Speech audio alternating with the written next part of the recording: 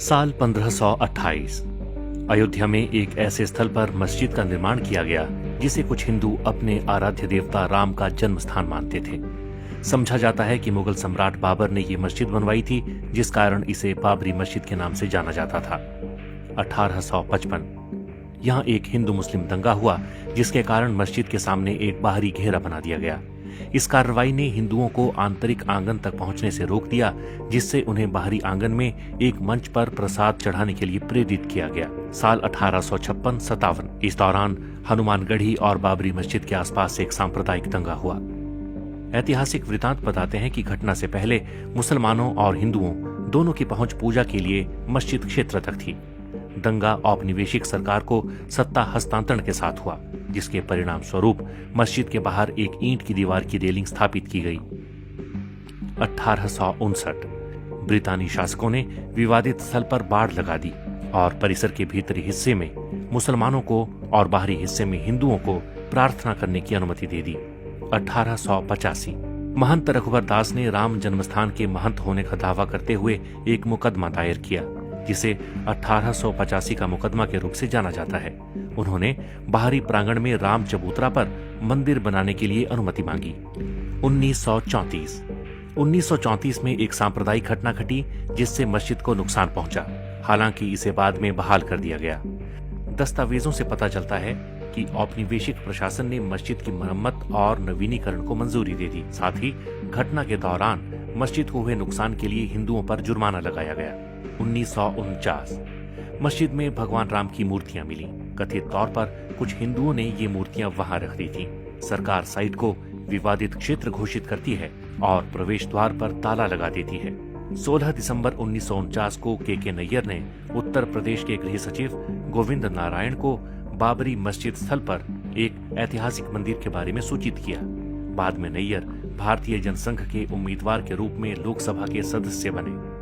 1984 कुछ हिंदुओं ने विश्व हिंदू परिषद के नेतृत्व में भगवान राम के जन्मस्थल को मुक्त करने और वहां राम मंदिर का निर्माण करने के लिए एक समिति का गठन किया। बाद में इस अभियान का नेतृत्व भारतीय जनता पार्टी के लालकृष्ण आडवाणी ने संभाल लिया। पहली रथ यात्रा साल 1984 में बिहार के सीतामढ़ी से शुरू हुई और अक्टूबर में अयोध्या पहुंची। 1986 जिला मजिस्ट्रेट ने हिंदुओं को प्रार्थना करने के लिए विवादित मस्जिद के दरवाजे पर से ताला खोलने का आदेश दिया। मुसलमानों ने इसके विरोध में बाबरी मस्जिद संघर्ष समिति का गठन किया। साल 1989 विश्व हिंदू परिषद ने राम मंदिर निर्माण के लिए अभियान तेज किया और विवादित स्थल के नजदीक राम मंदिर का शिलान्यास किया। साल 1990 विश्व हिंदू परिषद के कार्यकर्ताओं ने बाबरी मस्जिद को कुछ नुकसान पहुंचाया। तत्कालीन प्रधानमंत्री चंद्रशेखर ने वार्ता के जरिए विवाद सुलझाने के प्रयास किए, मगर अगले वर्ष वार्ताएं विफल हो गईं। लालकृष्ण आडवाणी ने आंदोलन के लिए समर्थन बढ़ाने के मकसद से गुजरात के सोमनाथ से अयोध्या तक रथ यात्रा शुरू की। इस बीच सांप्रदायिक दंगे भड़क उठे।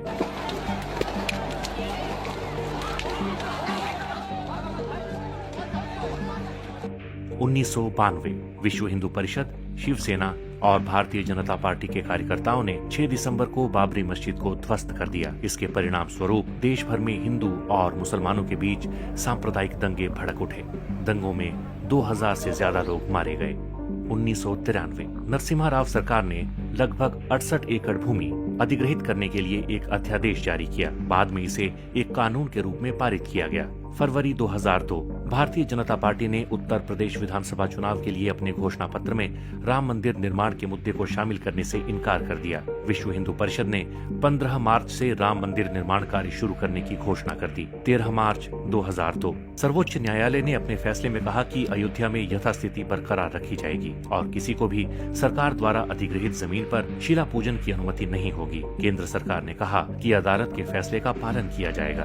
अप्रैल 2003 में इलाहाबाद हाईकोर्ट के निर्देश पर पुरातात्विक सर्वेक्षण विभाग ने विवादित स्थल की खुदाई शुरू की। जून महीने तक खुदाई चलने के बाद आई रिपोर्ट में कहा गया कि उसमें मंदिर से मिलते जुलते अवशेष मिले हैं। मई 2003 सीबीआई ने 1992 में अयोध्या में बाबरी मस्जिद गिराए जाने के मामले में तत्कालीन उप प्रधानमंत्री लाल कृष्ण आडवाणी समेत 8 लोगों के खिलाफ पूरक आरोप पत्र दाखिल किए। अगस्त 2003 भाजपा नेता और प्रधानमंत्री अटल बिहारी वाजपेयी और उप प्रधानमंत्री लाल कृष्ण आडवाणी ने राम मंदिर निर्माण के लिए एक विशेष विधेयक लाने के वीएचपी के अनुरोध को अस्वीकार कर दिया। अप्रैल 2004 आडवाणी ने अयोध्या में अस्थायी राम मंदिर में पूजा की और कहा कि मंदिर का निर्माण जरूर किया जाएगा। 28 जुलाई 2005 लाल कृष्ण आडवाणी बाबरी मस्जिद विध्वंस मामले में रायबरेली की एक अदालत में पेश हुए। अदालत ने लाल कृष्ण आडवाणी के खिलाफ आरोप तय किए। 20 अप्रैल 2006 कांग्रेस के नेतृत्व वाली यूपीए सरकार ने लिब्राहन आयोग के सामने लिखित बयान में आरोप लगाया कि बाबरी मस्जिद को ढहाया जाना सुनियोजित षड्यंत्र का हिस्सा था और इसमें भाजपा, राष्ट्रीय स्वयंसेवक संघ,